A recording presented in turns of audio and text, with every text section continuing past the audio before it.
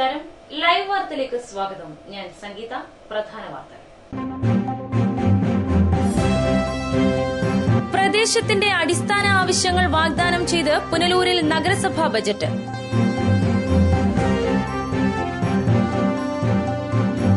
അധികൃതരുടെ നിരന്തര അവഗണനയിൽ പ്രതിഷേധിച്ച് പെരുന്തയം കീഴയം നിവാസികൾ തെരഞ്ഞെടുപ്പ് ബഹിഷ്കരിക്കാൻ ഒരുങ്ങുന്നു. ജനാധിപത്യത്തിൽ രാജ്യത്തെ ജനങ്ങൾക്ക് വിശ്വാസം നഷ്ടപ്പെടുന്ന അവസ്ഥയാണെന്ന് GS ജയലാൽ MLA. വാർത്തകൾ വിശദമായി. കുടിവെള്ളത്തിനും ഭൂമിക്കും പ്രാധാന്യം നൽകി പുനലൂർ നഗരസഭ ബജറ്റ് അവതരിപ്പിച്ചു. 41 കോടി രൂപ വരവും 38 കോടി രൂപ ചെലവും 3 കോടി രൂപ മിച്ചവും പ്രതീക്ഷിക്കുന്നതാണ് പുതിയ ബജറ്റ്. താലൂക്ക് ആശുപത്രിക്ക് ശസ്ത്രക്രിയാ സമുച്ചയവും അന്താരാഷ്ട്ര നിലവാരത്തിലുള്ള മാർക്കറ്റുമാണ് ബജറ്റിലെ പുതിയ പദ്ധതികൾ.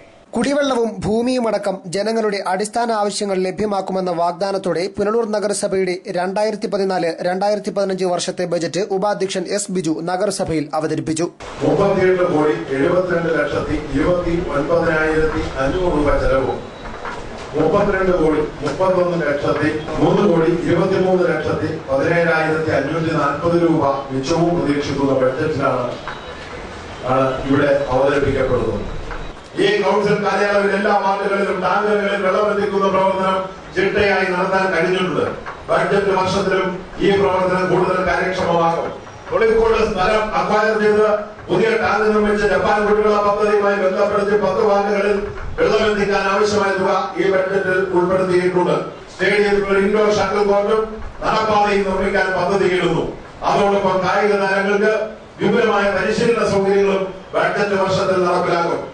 റെയിൽവേ ഭൂമിയിൽ നിന്ന് ഒഴിവെടുപ്പിച്ചവരുടെ പുനരധിവാസ പാക്കേജായ വള്ളിപറമ്പ് ഹൌസിംഗ് പ്രോജക്ട് ബഡ്ജറ്റ് വർഷത്തിലും തുടരും. അവിടേക്ക് റോഡടക്കം അനുബന്ധ സൗകര്യങ്ങളെല്ലാം ഈ പദ്ധതിയിൽ ഉൾപ്പെടും. പട്ടികജാതി കുട്ടികൾക്കായുള്ള ഹോസ്റ്റലിന്റെ പുനരുദ്ധാരണം ഈ ബഡ്ജറ്റ് വർഷം യാഥാർത്ഥ്യമാക്കും.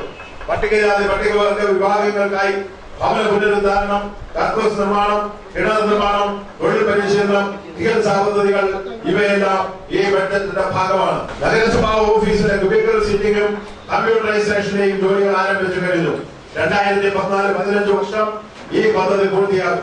ജീവനക്കാരുടെ ശമ്പളം ബാങ്കിലൂടെ നൽകുന്ന പ്രവർത്തനവും അതോടെ പൂർണ്ണമായി സജ്ജമാകും.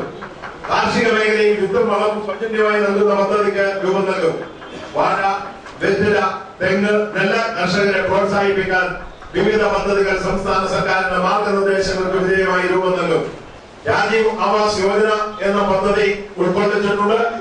പുനലൂരിലെ ദാരിദ്ര്യ നിർമ്മാർജ്ജന രംഗത്ത് അതുപോലെ കോളനികളുടെ നവീകരണവുമായി ബന്ധപ്പെട്ട് കോടിക്കണക്കിന് രൂപയുടെ ലഭ്യമാകാൻ സാധ്യതയുള്ള ഒരു പദ്ധതിയാണ്. ആ പദ്ധതിയും ഈ നടപ്പ് സാമ്പത്തിക ഈ ബഡ്ജറ്റ് വർഷത്തിൽ അവതരിപ്പിക്കപ്പെടുന്ന ബഡ്ജറ്റിന്റെ വർഷത്തിൽ പുനലൂരിൽ പ്രവർത്തനം ആരംഭിക്കാൻ കഴിയും എന്നാണ് കരുതുന്നത്. 41.9 കോടി രൂപ വരവും 38.8 കോടി രൂപ ചെലവും 3.2 കോടി രൂപ മിച്ചവും പ്രതീക്ഷിക്കുന്നതാണ് ബജറ്റ്. പുനലൂർ താലൂക്ക് ആശുപത്രിക്ക് പുതിയ ശസ്ത്രക്രിയാ തിയേറ്റർ സമുച്ചയം, ഹോമിയോ ആശുപത്രിയിൽ തൈറോയിഡ് ക്ലിനിക്ക്, 33 വാർഡുകൾ ഉൾപ്പെടുന്ന നീർത്തട പദ്ധതി, പുനലൂർ ജലവിതരണ പദ്ധതിയുടെ പുനരുദ്ധാരണം, ശ്രീരാമപുരം ചന്തയെ അന്താരാഷ്ട്ര നിലവാരത്തിൽ പുനരുദ്ധരിക്കൽ തുടങ്ങിയവയാണ് പ്രധാന നിർദ്ദേശങ്ങൾ. ജനങ്ങളുടെ സാമ്പത്തിക വളർച്ച മാത്രമല്ല, മാനസിക സാംസ്കാരിക ഉന്നതി കൂടി ലക്ഷ്യമിടുന്നതാണ് ബജറ്റെന്ന് അവതരണ വേളയിൽ ഉപാധ്യക്ഷൻ S. ബിജു അവകാശപ്പെട്ടു. എല്ലാ അംഗൻവാടികളിലും കുട്ടികൾക്ക് വിശ്രമിക്കാൻ കയർഫെഡിന്റെ ബേബി മെത്ത, നഗരസഭാ കാര്യാലയത്തിന് മുന്നിൽ പുതിയ വ്യാപാര സമുച്ചയം, ചെമ്മന്തൂരിലെ സ്റ്റേഡിയത്തിൽ ഇൻഡോർ കോർട്ട്, ആധുനിക രീതിയിൽ അറവുശാല, നഗരസഭാ പ്രദേശത്ത് 100 സൌരോർജ്ജ വിളക്കുകൾ, വെട്ടിപ്പുഴ തോട് ശുചീകരണം, മീനാട് പദ്ധതിയിൽ നിന്നും വെള്ളം ലഭ്യമാക്കാൻ സംഭരണി നിർമ്മാണം, നഗരസഭയിലെ മുഴുവൻ ഭൂരഹിതർക്കും സർക്കാർ സഹായത്തോടെ ഭൂമി, സ്കൂളുകളിൽ സർവശിക്ഷ അഭിയാനുമായി ചേർന്ന് ക്ലാസ് മുറികൾ നിർമ്മിക്കുക, കക്കൂസുകൾ, പട്ടണത്തിൽ കാൽനടക്കാർക്കായി സബ്വേ, സ്വന്തമായി കെട്ടിടവും സ്ഥലവുമില്ലാത്ത അംഗൻവാടികൾക്ക്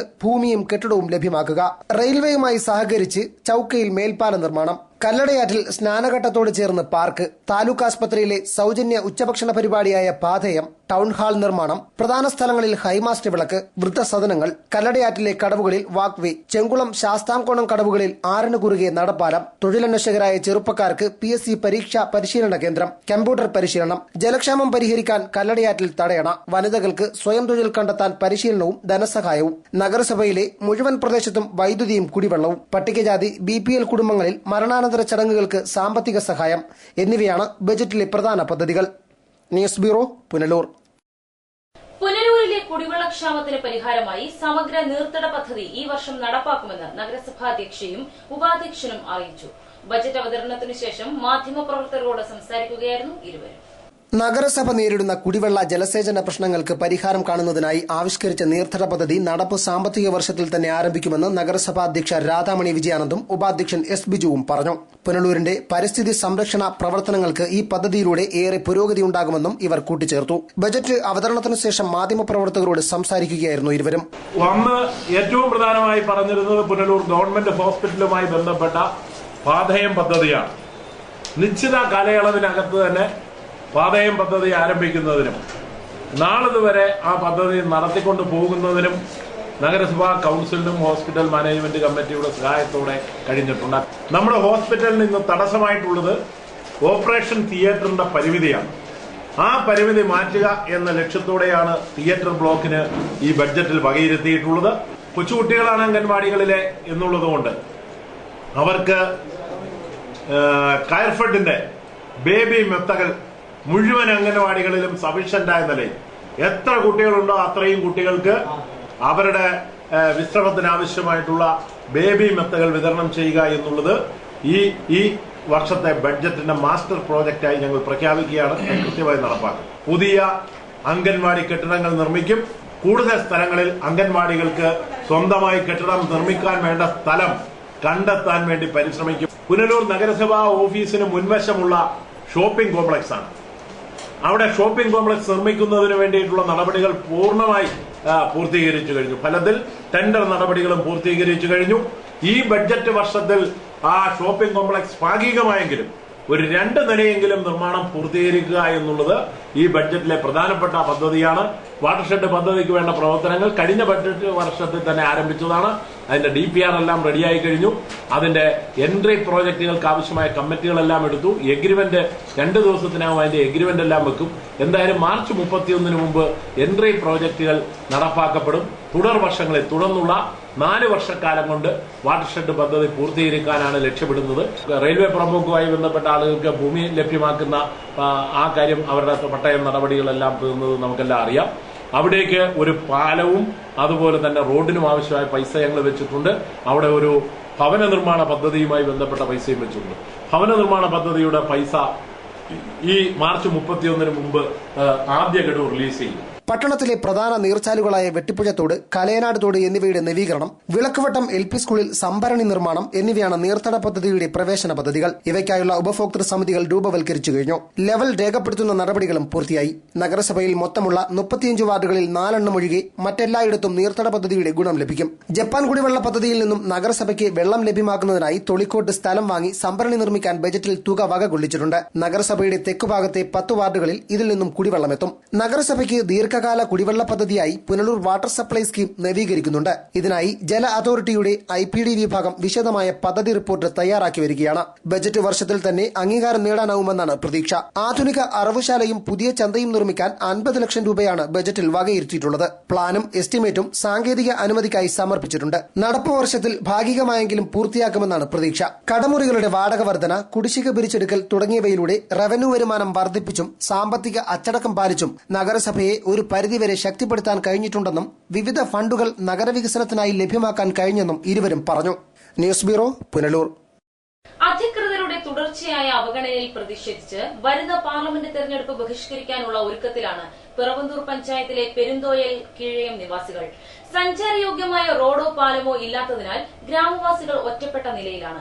കുടിവെള്ളക്ഷാമവും ഗ്രാമവാസികളുടെ ജീവിതം ദുസ്സഹമാക്കുന്നു.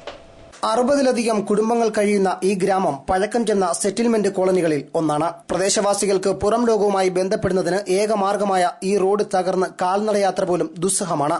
റോഡിന്റെ തകർച്ചയെ തുടർന്ന് ഒരു ഓട്ടോറിക്ഷ പോലും ഇവിടേക്ക് എത്താറില്ല. പ്രദേശവാസികളുടെ വർഷങ്ങളായുള്ള ആവശ്യത്തെ തുടർന്ന് തോടിനു കുറുകെ പാലം പണിതെങ്കിലും വാഹനം കടന്നുവരാനാകാത്ത സ്ഥിതിയിൽ വീതി കുറഞ്ഞ പാലമാണ് നിർമ്മിച്ചത്. വലിയ പാലം നിർമ്മിക്കുന്നതിന് എസ്റ്റിമേറ്റ് എടുത്ത ശേഷം കരാറുകാരൻ ചെറിയ പാലം പണിയുകയായിരുന്നുവെന്നും ആക്ഷേപമുണ്ട്. പാലം നിർമ്മിക്കുന്നതിന് മുൻപ് തോട്ടിൽ കൂടി വലിയ വാഹനങ്ങൾ ഉൾപ്പെടെ കടന്നുവരുമായിരുന്നു. ചെറിയ പാലം പണിതതോടെ ഒരു വാഹനവും എത്താത്ത സ്ഥിതിയാണ്. ആർക്കെങ്കിലും രോഗം വന്നാൽ ചുമന്നുകൊണ്ട് ആശുപത്രിയിൽ കൊണ്ടുപോകേണ്ട ഗതികേടിലാണ്. സ്കൂൾ കോളേജ് വിദ്യാർത്ഥികളടക്കം കിലോമീറ്ററുകളോളം കാട്ടുമൃഗങ്ങളെയും മറ്റും ഭയന്ന് കാൽനടയായി പോകേണ്ടുന്ന സ്ഥിതി. അടുത്ത സമയത്ത് സന്യാസികോൺ മുതൽ 81 മീറ്റർ റോഡ് കോൺക്രീറ്റ് ചെയ്യുന്നതിന് പഞ്ചായത്തിൽ നിന്നും അനുമതി ലഭിച്ചിരുന്നു. കോൺട്രാക്ടർ മെറ്റലും മണലും മറ്റും ഇറക്കിയെങ്കിലും പകുതിയോളം ഭാഗം മെറ്റൽ നിരത്തിയ ശേഷം ബാക്കി മെറ്റലും മണലും മറ്റു ഭാഗങ്ങളിലേക്ക് കടത്തിയതായും ആക്ഷേപമുണ്ട്. തെരഞ്ഞെടുപ്പിന് വോട്ട് തേടാൻ മാത്രമാണ് ജനപ്രതിനിധികൾ ഇവിടേക്ക് എത്താറുള്ളതെന്നും റോഡിനോ പാലത്തിനോ വേണ്ടി ആരും ബാധിക്കുന്നില്ലെന്നും നാട്ടുകാർ പറയുന്നു. വാഹനങ്ങൾ എത്തുന്ന രീതിയിൽ പാലവും ഗതാഗതയോഗ്യമായ രീതിയിൽ റോഡും പണിയുകയും കുടിവെള്ളം ലഭ്യമാക്കുകയും ചെയ്യാത്ത പക്ഷം തെരഞ്ഞെടുപ്പ് ബഹിഷ്കരിക്കാനുള്ള ഒരുക്കത്തിലാണ് നാട്ടുകാർ. ഞങ്ങളുടെ കുഞ്ഞുങ്ങൾക്ക് സ്കൂളിൽ പോകാനായാലും ഒക്കെ വലിയ ബുദ്ധിമുട്ട്. ആനയൊക്കെ ഉള്ളത് ഞങ്ങൾക്ക് ഇവിടെ വണ്ടി വന്നാൽ അവിടം വരെ വരത്തുള്ളൂ. ഞങ്ങൾക്കിവിടെ ഈ റോഡ് ഒരു 5 കിലോ അരി മേടിച്ചുകൊണ്ട് വന്നാൽ ഞങ്ങൾക്ക് നടക്കാൻ വയ്യാത്ത അവസ്ഥയാണ്. ഞങ്ങൾക്കത് ഒരു ആട്ടമെങ്കിലും വന്ന് ഞങ്ങൾക്ക് അവിടെ ഞങ്ങളുടെ വീട്ടിൽ കൊണ്ടുവരാൻ നോക്കണം. പോയിട്ട് വരാൻ ഭയങ്കര ബുദ്ധിമുട്ടുള്ള ഒരു സാഹചര്യമാണ് ഞങ്ങൾക്ക് ഇവിടെ ഉള്ളത്. എല്ലാം കൊണ്ടും വിഷമമുള്ള ഒരു സ്ഥിതിയാണ് ഞങ്ങൾക്ക്.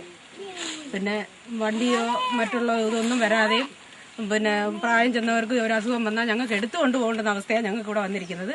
ഒരു വാർഡ് മെമ്പർ ഒന്നും തിരിഞ്ഞു നോക്കാനും പോലും ഞങ്ങൾക്ക് ഇവിടെ ഇല്ല. ആരോട് പറഞ്ഞിട്ടും ആരും ഒരു പരാതിയും സ്വീകരിക്കുന്ന ഒരു അവസ്ഥയിലല്ല ഞങ്ങൾക്കിവിടെ. എല്ലാം കൊണ്ടും ഞങ്ങൾക്ക് ബുദ്ധിമുട്ടായി, വഴി ദുർഘടമായതുകൊണ്ട്. പിന്നെ കാട്ടാനയും അതും ഇതും എല്ലാ ശല്യങ്ങളുള്ള സ്ഥലവുമാണ്. അതായത് 50 വർഷങ്ങൾക്ക് മുമ്പ് ഈ റോഡ് ഗവൺമെന്റ് കോൺട്രാക്ട് കൊടുത്ത് സെറ്റിൽമെന്റ് കോളനിയുള്ള സ്ഥലത്ത് വെട്ടിയിരിക്കുകയാണ്. ഇടിയാറടിക്കിയ റോഡാണ്. ഈ റോഡിന് ഇതുവരെ പരിഗണന എടുത്തിട്ടില്ല.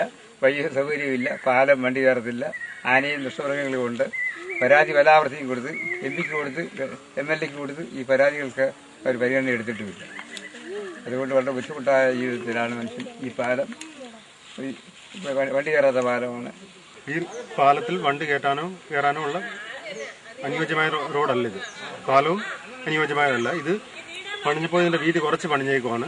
എന്നാൽ ഇതിന്റെ പില്ലർ പണിഞ്ഞത് വീതി കൂട്ടിയാണ്. വലിയ പാലം പണിയുന്ന രീതിയിൽ പണിഞ്ഞിട്ട് ചെറിയ പാലമാക്കിയതാണ്. അതുപോലെ ഈ റോഡ് തന്നെ കോൺക്രീറ്റ് അനുവദിച്ചാണ്. ഏതാണ്ട് 81 മീറ്റർ കോൺക്രീറ്റ് ചെയ്യാൻ വേണ്ടിയിട്ട് സാങ്ഷൻ ആയതിന്റെ പേപ്പർ ഇന്ത്യയിലുണ്ട്, ഡ്രോയിങ്സും ഉണ്ട്. ഇത് അനുവദിച്ചതിന് ശേഷം ഈ കോൺട്രാക്ടർ വന്ന മെറ്റിലും മണലും എല്ലാം ഇട്ടിട്ട് പോയി എർത്ത് വർക്കും കഴിഞ്ഞാണ്. അതിനുശേഷം ഇപ്പോൾ ഈ മെറ്റലും എല്ലാം ഇവിടെ നിന്ന് കോൺട്രാക്ടർ വാരിക്കൊണ്ട് പോയി വേറെ എവിടെ ഇത് പണിഞ്ഞു, സാങ്ഷനായി. ഇതെന്തുകൊണ്ടാണ് ഇങ്ങനെ സംഭവിച്ചത്? ഈ പാലം അനുവദിച്ചത് വീതിയുള്ള പാലമായിട്ടും എന്തുകൊണ്ട് ചെറുതായിട്ട് പണിഞ്ഞു?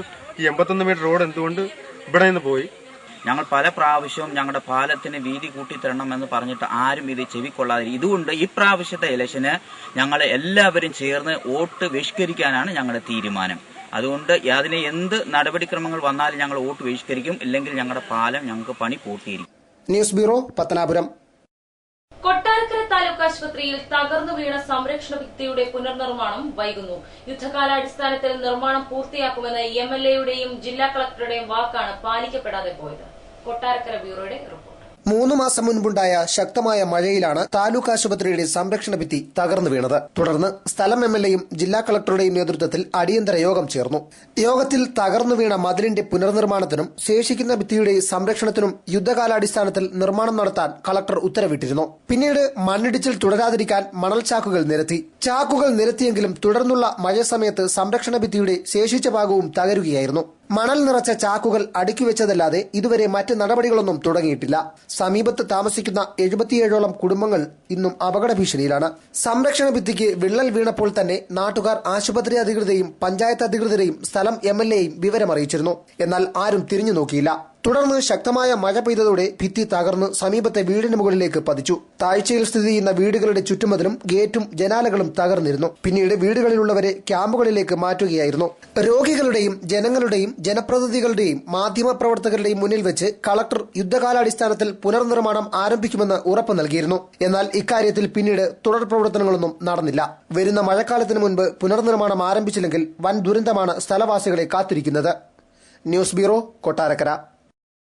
JCB വൃത്തിയാക്കുന്നതിനിടെ മണ്ണുമാന്തി യന്ത്രത്തിന്റെ ബക്കറ്റ് കാലിൽ വീണ് പരിക്കേറ്റ യുവാവ് മരിച്ചു. JCB ഓപ്പറേറ്റർ കടക്കൽ ഐരക്കുഴി സ്വദേശി വിഷ്ണുവാണ് മരിച്ചത്. ഐരക്കുഴി തച്ചൂർ പുതുവിള വീട്ടിൽ പ്രസാനൻ ഉഷ ദമ്പതികളുടെ മകൻ 21-കാരനായ വിഷ്ണുവാണ് മരിച്ചത്. തിങ്കളാഴ്ച വൈകിട്ട് വളവുപച്ചയിലായിരുന്നു അപകടം. ജോലി കഴിഞ്ഞ് JCB വൃത്തിയാക്കുമ്പോൾ ക്യാബിനിലുണ്ടായിരുന്ന മറ്റൊരു തൊഴിലാളിയുടെ കൈ അബദ്ധത്തിൽ ഹൈഡ്രോളിക് ലിവറിൽ തട്ടിയതിനെ തുടർന്ന് JCBയുടെ ബക്കറ്റ് വിഷ്ണുവിന്റെ കാലിൽ പതിക്കുകയായിരുന്നു. ഉടൻ കടയ്ക്കൽ താലൂക്ക് ആശുപത്രിയിലും തുടർന്ന് തിരുവനന്തപുരം മെഡിക്കൽ കോളേജ് ആശുപത്രിയിലും പ്രവേശിപ്പിച്ചു ചികിത്സ നൽകി. വീട്ടിൽ മടങ്ങിയെത്തിയ ശേഷം ദേഹാസ്വാസ്ഥ്യം അനുഭവപ്പെട്ട യുവാവിനെ സ്വകാര്യ ആശുപത്രിയിൽ എത്തിച്ചെങ്കിലും പരിക്ക് ഗുരുതരമാണെന്ന് ബോധ്യമായി. ഇതിനെ തുടർന്ന് വീണ്ടും മെഡിക്കൽ കോളേജ് ആശുപത്രിയിൽ പ്രവേശിപ്പിച്ച് ചികിത്സ തുടരുമ്പോഴാണ് വ്യാഴാഴ്ച മരിച്ചത്. വിശാഖാണ് സഹോദരൻ. News bureau, Kadakkal. CPI ജില്ലാ സെക്രട്ടറി R. രാമചന്ദ്രൻ നയിക്കുന്ന ജനകീയ യാത്രയ്ക്ക് ചിത്രയിൽ സ്വീകരണം നൽകി. GS ജയലാൽ MLA മുഖ്യപ്രഭാഷണം നടത്തി. ചരിത്രത്തിലുണ്ടായിട്ടില്ലാത്ത വിലക്കയറ്റമാണ് ഇപ്പോൾ രാജ്യത്തുള്ളതെന്ന് CPI ജില്ലാ സെക്രട്ടറി R. രാമചന്ദ്രൻ പറഞ്ഞു. CPI ജനകീയ യാത്രയ്ക്ക് ചിത്രയിൽ നൽകിയ സ്വീകരണം ഏറ്റുവാങ്ങി സംസാരിക്കുകയായിരുന്നു അദ്ദേഹം. വിലക്കയറ്റം സർക്കാർ ജനങ്ങളിൽ അടിച്ചേൽപ്പിക്കുകയാണെന്നും അദ്ദേഹം കുറ്റപ്പെടുത്തി. വിലക്കയറ്റം ഒരു പുതിയ കാര്യമാണോ എന്ന് ചോദിച്ചാലൊന്നുമല്ല. പക്ഷേ ഇന്നത്തെ നിലയിൽ വിലക്കയറ്റം രൂക്ഷമായ ഒരു കാലഘട്ടം സ്വതന്ത്ര ഭാരതത്തിന്റെ ചരിത്രത്തിലുണ്ടായിട്ടില്ല. ഈ വിലവർദ്ധനവ് കമ്പോളങ്ങളിൽ സ്വാഭാവികമായി വരുന്ന വിലവർദ്ധനവ് മാത്രമല്ല, സർക്കാർ അടിച്ചേൽപ്പിക്കുന്ന വിലവർദ്ധനവുണ്ട്. അടിച്ചേൽപ്പിക്കുന്നത് എന്ന് ഞാൻ പറയുന്നത്, ഇപ്പോൾ പെട്രോളിയം ഉൽപ്പന്നങ്ങളുടെ വില ആഴ്ചതോറും കൂടുന്നു. പെട്രോളിയം ഉൽപ്പന്നങ്ങൾക്ക് വില കൂടിയാൽ സ്വാഭാവികമായി നിത്യോപയോഗ സാധനങ്ങളുടെ വില കയറും. ഇന്നലെകളിൽ പെട്രോളിയം ഉൽപ്പന്നങ്ങളുടെ വില നിയന്ത്രണത്തിന് സർക്കാർ സംവിധാനം ഉണ്ടായിരുന്നു. ഇന്ന് ആ സംവിധാനമില്ല. ഉൽപാദകർക്കു തന്നെ വില നിശ്ചയിക്കാനും വിതരണം ചെയ്യാനുമുള്ള അവകാശം തീരെഴുതി നൽകിയ ഒരു ഗവൺമെന്റാണ് UPയുടെ രണ്ടാം ഗവൺമെന്റ്. CPI കടയ്ക്കൽ മണ്ഡലം സെക്രട്ടേറിയറ്റ് അംഗം കണ്ണൻകൊട് സുധാകരൻ അധ്യക്ഷനായി. CPI മണ്ഡലം സെക്രട്ടേറിയറ്റ് അംഗം മടത്തറ അനിൽ സ്വാഗതം പറഞ്ഞു. MLA GS ജയലാൽ മുഖ്യ പ്രഭാഷണം നടത്തി. ഇന്ത്യയുടെ സ്വാതന്ത്ര്യം എഴുന്നേറ്റ് നിൽക്കാൻ കഴിയാത്ത വിധം മൃതപ്രായമായിരിക്കുകയാണെന്ന് അദ്ദേഹം പറഞ്ഞു. രാജ്യവാസികൾക്ക് ഈ രാജ്യത്ത് ജീവിക്കാൻ വയ്യാത്ത അവസ്ഥയാണെന്നും GS ജയലാൽ MLA അഭിപ്രായപ്പെട്ടു. എഴുന്നേറ്റ് നിൽക്കാൻ കഴിയാത്ത തരത്തിൽ ഇന്ത്യയുടെ സ്വാതന്ത്ര്യം ഇന്ന് എഴുന്നേറ്റ് നിൽക്കാൻ കഴിയാത്ത തരത്തിൽ മൃതപ്രായമായിക്കൊണ്ടിരിക്കുകയാണ്. നൂന്നു നിൽക്കാൻ കഴിയുന്നില്ല എന്ന് പറഞ്ഞാൽ രാജ്യവാസികൾക്ക് ജീവിക്കാൻ നിവൃത്തിയില്ലാത്ത അവസ്ഥ ഈ രാജ്യത്ത് സംജാതമാകുന്നു. പിന്നെന്ത് ജനാധിപത്യമാണ്?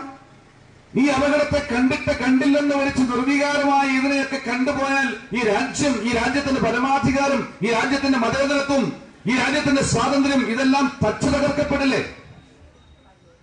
നമുക്കിനി എത്ര വർഷം ഈ രീതിയിൽ ഈ രാജ്യത്തെ ഒന്നാക്കി നിലനിർത്തി പോകാൻ കഴിയുമെന്നുള്ള ആശങ്ക ജനിക്കുകയാണ്. അത്തരം ലക്ഷണങ്ങൾ നമ്മുടെ രാജ്യത്തിന്റെ വിവിധ ഭാഗങ്ങളിൽ പ്രത്യക്ഷപ്പെടുന്നു. ഞാനതിന്റെ വിശദാംശങ്ങൾ പറയുന്നില്ല. ജനാധിപത്യത്തിൽ വിശ്വാസമില്ലാത്ത ജനങ്ങൾ വർദ്ധിച്ചു വരുന്നു. അരാഷ്ട്രീയവാദം വർദ്ധിക്കുന്നു. ഭരണാധികാരികളുടെ ഇത്തരം നടപടികൾ ജനകീയ കോടതികളിലൂടെ വിചാരണ ചെയ്ത് അവരെ പുറത്താക്കാനുള്ള ശ്രമമാണ് CPI ഈ ജനകീയ ജാഥ കൊണ്ട് ഉദ്ദേശിക്കുന്നതെന്നും അദ്ദേഹം പറഞ്ഞു. MLA മുല്ലക്കര രത്നാകരൻ, CPI സംസ്ഥാന എക്സിക്യൂട്ടീവ് അംഗങ്ങളായ R. Lathadevi, PS Subal, CPI ജില്ലാ assistant secretary N. Aniruddhan, CPI Kadakkal മണ്ഡലം secretary S. Buhari, Chithara local committee secretary Sabarinath എന്നിവർ സംസാരിച്ചു. News bureau, Kadakkal. കൊട്ടാരക്കരയിൽ വാടക കെട്ടിടത്തിൽ പ്രവർത്തിക്കുന്ന എക്സൈസ് സർക്കിൾ ഓഫീസ് തകർച്ചാ ഭീഷണിയിൽ. നിലംപൊത്താറായ കെട്ടിടത്തിനുള്ളിൽ അപകട ഭീതിയിലാണ് ജീവനക്കാർ കഴിയുന്നത്. നിരവധി സർക്കാർ കെട്ടിടങ്ങൾ അനാഥമായി നശിക്കുമ്പോഴാണ് എക്സൈസ് ഓഫീസിന് ഈ ദുർഗതി. വർഷങ്ങൾ പഴക്കമുള്ള തകർന്ന കെട്ടിടത്തിലാണ് കൊട്ടാരക്കരയിലെ എക്സൈസ് സർക്കിൾ ഓഫീസ് സ്ഥിതി ചെയ്യുന്നത്. ഏതു നിമിഷവും ജീവനക്കാർക്ക് മുകളിലേക്ക് ഓഫീസിന്റെ കൂര തകർന്നു വീഴാം. ഒരാൾക്ക് നിവർന്നു നടക്കാൻ പോലും പറ്റാത്ത രീതിയിലാണ് ഓഫീസിന്റെ ഉൾവശം. 1.5 വർഷം മുൻപ് ഈ ഓഫീസിനുള്ളിൽ വെച്ച് പാമ്പ് കടിയേറ്റ് ഒരു ജീവനക്കാരൻ മരിച്ചിരുന്നു. ഓഫീസിന്റെ സമീപ പ്രദേശം മുഴുവൻ കാട് നിറഞ്ഞിരിക്കുകയാണ്. തകർന്നു തുരുമ്പിച്ച ഒരു ജീപ്പും ഓഫീസിന് മുന്നിൽ സ്മാരകമായി കിടക്കുന്നുണ്ട്. പിടിച്ചെടുത്ത തൊണ്ടിമുതലുകൾ ഓഫീസ് പരിസരത്ത് കൂട്ടിയിട്ടിരിക്കുന്നത് കാരണം ഇത് ഇഴജന്തുക്കളുടെ ആവാസ കേന്ദ്രമായി മാറിയിട്ടുണ്ട്. കൊട്ടാരക്കര പട്ടണമധ്യത്തിൽ സ്ഥിതി ചെയ്യുന്ന എക്സൈസ് സർക്കിൾ ഇൻസ്പെക്ടറുടെ കാര്യാലയത്തിനാണ് ഈ ദുരവസ്ഥ. വർഷങ്ങൾക്ക് മുൻപ് വാടകയ്ക്കെടുത്ത കെട്ടിടത്തിലാണ് ഓഫീസ് സ്ഥിതി ചെയ്യുന്നത്. ചെറിയ തുക മാത്രമാണ് ഇതിന് വാടക. ഇക്കാരണത്താൽ ഉടമസ്ഥൻ കെട്ടിടം ഒഴിയാൻ ഉദ്യോഗസ്ഥരോട് ആവശ്യപ്പെട്ടുകൊണ്ടിരിക്കുകയാണ്. ചെറിയ തുക വാടകയായി കിട്ടുന്നത് കാരണം കെട്ടിടം പുതുക്കി പണിയാനും ഉടമയ്ക്ക് കഴിയുന്നില്ല. കൊട്ടാരക്കര പട്ടണത്തിൽ നിരവധി സർക്കാർ കെട്ടിടങ്ങൾ ഉപയോഗശൂന്യമായി കാട് കയറി നശിക്കുമ്പോഴും പല സർക്കാർ സ്ഥാപനങ്ങളും ഇപ്പോഴും വാടക കെട്ടിടത്തിലാണ് പ്രവർത്തിക്കുന്നത്. News bureau, Kottarakkara. കൊട്ടാരക്കര പട്ടണത്തിലെ മാലിന്യ സംസ്കരണം വീണ്ടും പ്രതിസന്ധിയിൽ. അശാസ്ത്രീയമായ മാലിന്യ സംസ്കരണത്തിനെതിരെ പ്രദേശവാസികൾ പ്രക്ഷോഭത്തിന് ഒരുങ്ങുന്നു. 2004 ഉഗ്രൻകുന്നിലെ മാലിന്യ സംസ്കരണ പ്ലാന്റ് ഉദ്ഘാടനം ചെയ്യുന്നത്. നഗരത്തിലെ മാലിന്യങ്ങൾ സംസ്കരിക്കുന്നതിനായി ഇവിടെ സ്ഥാപിച്ച ഇൻസിനറേറ്റർ വർഷങ്ങൾക്ക് മുൻപ് തുരുമ്പെടുത്ത് തകർന്നു വീണതോടെ മാലിന്യ സംസ്കരണം നിലച്ചു. പഴയപടി മാലിന്യങ്ങൾ എത്തിച്ച് കൂട്ടിയിടുകയും പ്ലാസ്റ്റിക് ഉൾപ്പെടെയുള്ള മാലിന്യങ്ങൾ തുറസായ സ്ഥലത്ത് കത്തിച്ചു കളയുന്നതുമായി പിന്നീടുള്ള സംസ്കരണ രീതി പ്രദേശമാകെ ദുർഗന്ധവും വിഷവാതകവും പടരുന്നതിന് ഇത് കാരണമായി. ഇതാണ് വ്യാപക പ്രതിഷേധത്തിന് ഇടയാക്കിയത്. പ്രതിഷേധം തണുപ്പിക്കാൻ മാലിന്യങ്ങൾക്കുമേൽ മണ്ണിട്ട് മൂടാൻ തുടങ്ങി. അങ്ങനെ ഉഗ്രൻകുന്നിലെ മാലിന്യങ്ങൾക്ക് കുന്നിനേക്കാൾ ഉയരവും കൂടി. ഇതുകാരണം പ്രദേശത്തെ കിണറുകളിലാകെ മാലിന്യങ്ങൾ അരിച്ചിറങ്ങാൻ തുടങ്ങി. താഴ്ന്ന പ്രദേശങ്ങളിലെ കിണറുകളിലെ ജലത്തിൽ എണ്ണപ്പാടം പോലെ മാലിന്യം അടിഞ്ഞുകൂടുകയും ചെയ്തു. തെരുവുനായ ശല്യവും ഈച്ചശല്യവും കാരണം ജനം പൊറുതിമുട്ടി. പുതിയ പ്ലാന്റ് സ്ഥാപിക്കാൻ പദ്ധതിയിട്ടെങ്കിലും കരാറുകാരൻ പാതിവഴിയിൽ മുങ്ങി. ഓംബുഡ്സ്മാൻ ഉൾപ്പെടെ ഇടപെട്ട് പ്ലാന്റിന്റെ നിർമ്മാണം വേഗത്തിലാക്കാൻ നിർദ്ദേശിച്ചെങ്കിലും ഫലമുണ്ടായില്ല. പുതിയ വ്യക്തിക്ക് കരാർ നൽകിയെങ്കിലും നിർമ്മാണം ഇനിയും തുടങ്ങിയിട്ടില്ല. ഷെഡ് നിർമ്മാണം മാത്രമാണ് കരാർ നൽകിയിട്ടുള്ളത്. മാലിന്യ സംസ്കരണത്തിനുള്ള ആധുനിക യന്ത്രങ്ങൾ വാങ്ങാൻ ഇനിയും പദ്ധതിയും രൂപീകരിച്ചിട്ടില്ല. സംസ്കരിക്കാത്ത മാലിന്യങ്ങൾ കുന്നുകൂടി ജീവിതം വഴിമുട്ടിയപ്പോഴാണ് നാട്ടുകാർ വീണ്ടും സമരത്തിനായി രംഗത്തിറങ്ങുന്നത്.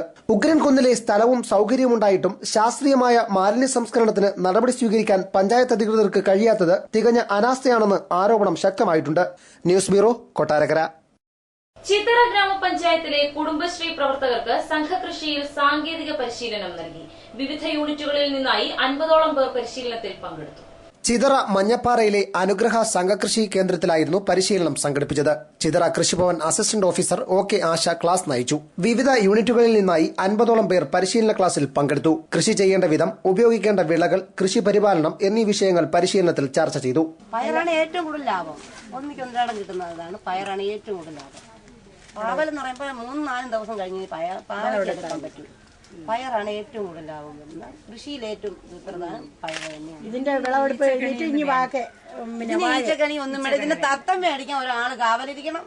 സംഘകൃഷി വിജയമാക്കിയ രീതിയെക്കുറിച്ച് കുടുംബശ്രീ യൂണിറ്റിലെ കർഷകർ അനുഭവങ്ങൾ പങ്കുവച്ചു. രാസവളങ്ങൾ പരമാവധി ഒഴിവാക്കുക, രാസകീടനാശിനികൾ ഞാൻ നേരത്തെ പറഞ്ഞാലും ഒഴിവാക്കുക. രാസകീടനാശിനികൾക്ക് പകരമായി ഉണ്ടാക്കാവുന്ന കീടനാശിനികൾ, ജൈവ കീടനാശിനികളുടെ ഒരു ലഘുലേഖയാണ് നിങ്ങൾക്ക് എല്ലാവർക്കും കയ്യിൽ തന്നേക്കുന്നത്. അത് വായിച്ച് നോക്കി അതിൽ കീടനാശിനികൾ ഉണ്ടാക്കേണ്ട വിധം അതിൽ പറഞ്ഞിട്ടുണ്ട്. ആ രീതിയിൽ അതിൽ ഉണ്ടാക്കി അത് ഉപയോഗിക്കുക. എനിക്ക് നല്ല ലാഭമേ ഉണ്ടായിട്ടുള്ളൂ ഇതുവരെ. കുടുംബ ജീവിതത്തിൽ ഏറ്റവും നല്ലതായി ഞങ്ങൾ കൃഷി ചെയ്ത് തന്നെയാണ് ഇത്രയും നാളും ജീവിച്ചു പോയത്. മക്കളെ രണ്ടുപേരും വിവാഹം കഴിച്ച് പഠിപ്പിച്ച് 2 പേരെയും BA വരെ പഠിപ്പിച്ച്. വാഴ, ചീര, പയർ, തക്കാളി, പടവലം എന്നിവയാണ് ഇപ്പോൾ കൃഷി ചെയ്യുന്നത്. ഉൽപ്പാദിപ്പിക്കുന്ന ഉൽപ്പന്നങ്ങൾ വിപണിയിലും അന്തിച്ചന്തയിലും കുടുംബശ്രീ മാർക്കറ്റുകൾ, ക്രിസ്മസ്, ഓണം വിപണികൾ എന്നിവയിലൂടെ വിറ്റുവരുന്നുണ്ട്.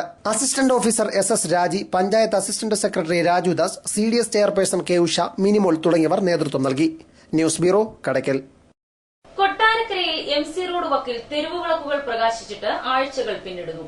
ഇരുട്ടിന്റെ മറവിൽ സാമൂഹ്യവിരുദ്ധ ശല്യവും തെരുവുനായ ശല്യവും രൂക്ഷമായിട്ടും നടപടിയെടുക്കാൻ അധികൃതർ കൂട്ടാക്കുന്നില്ല. കൊട്ടാരക്കര മുതൽ കരിക്കം വരെ MC റോഡിന് ഇരുവശത്തും 75 തെരുവ് വിളക്കുകളാണ് KSTP സ്ഥാപിച്ചിട്ടുള്ളത്. എന്നാൽ ഇത് പ്രകാശിച്ചത് ആഴ്ചകൾ മാത്രമാണ്. രാത്രികാലങ്ങളിൽ കാൽനടയാത്രക്കാർ ഇരുട്ടിലാണ്. MC റോഡിലെ തിരക്കേറിയ ഭാഗമായ പുലമൺ ജംഗ്ഷനിലും തെരുവ് വിളക്കുകൾ തെളിക്കാറില്ല. വെളിച്ചമില്ലാത്തതിനാൽ മോഷ്ടാക്കളുടെ ശല്യവും ഇവിടെ രൂക്ഷമാണ്. കടകൾക്ക് പുറത്ത് വിൽപ്പനയ്ക്ക് വെച്ചിരിക്കുന്ന വസ്തുക്കൾ ഇരുട്ടിന്റെ മറവിൽ മോഷ്ടാക്കൾ കടത്തുകയാണ്. രാത്രിയായാൽ സാമൂഹിക വിരുദ്ധരുടെയും മദ്യപാനികളുടെയും വിഹാര കേന്ദ്രമാണിവിടം. 6 മണി കഴിഞ്ഞാൽ സ്ത്രീകൾക്കും കുട്ടികൾക്കും റോഡിലൂടെ നടക്കാൻ പറ്റാത്ത അവസ്ഥ. തെരുവുനായ ശല്യവും രൂക്ഷമാണ്. ഒറ്റയ്ക്ക് സഞ്ചരിക്കുന്ന കാൽനടയാത്രക്കാരെ തെരുവുനായകൾ ആക്രമിക്കുന്ന സംഭവങ്ങൾ പതിവാണ്. നിരവധി തവണ നാട്ടുകാർ കൊട്ടാരക്കര പഞ്ചായത്ത് അധികൃതർക്ക് പരാതി നൽകിയെങ്കിലും യാതൊരു നടപടിയും ഉണ്ടായിട്ടില്ല. നൈറ്റ് പട്രോളിംഗ് നടത്താറുള്ള പോലീസും ഇക്കാര്യത്തിൽ ശ്രദ്ധ പുലർത്തുന്നില്ല. News bureau, Kottarakkara. Punalur SN കോളേജിലെ സുവോളജി വിഭാഗത്തിന്റെ നേതൃത്വത്തിൽ ദേശീയ സെമിനാർ സംഘടിപ്പിച്ചു. UGCയുടെ സഹകരണത്തോടെയാണ് ദ്വിദിന സെമിനാർ നടക്കുന്നത്. പരിസ്ഥിതിയും ജൈവ സാങ്കേതിക ശാസ്ത്രത്തിലെ നൂതന പ്രവണതകളും വെല്ലുവിളികളും എന്ന വിഷയത്തിലാണ് വ്യാഴാഴ്ച ദേശീയ സെമിനാർ സംഘടിപ്പിച്ചത്. College principal doctor B Suresh കുമാറിന്റെ അധ്യക്ഷതയിലായിരുന്നു സെമിനാർ. കുസാറ്റ് മേധാവി ഡോക്ടർ മുഹമ്മദ് ഹത്ത സെമിനാർ ഉദ്ഘാടനം ചെയ്തു. കാര്യവട്ടം ക്യാമ്പസിലെ എൻവയോൺമെന്റൽ സയൻസ് മേധാവി doctor brilliant Rajan bio remediation എന്ന വിഷയത്തിൽ ക്ലാസ് എടുത്തു. വെള്ളിയാഴ്ചയും സെമിനാർ തുടരും. News bureau, Punalur. പ്രധാന വാർത്തകൾ വീണ്ടും. പ്രദേശത്തിന്റെ അടിസ്ഥാന ആവശ്യങ്ങൾ വാഗ്ദാനം ചെയ്ത് പുനലൂരിൽ നഗരസഭാ ബജറ്റ്.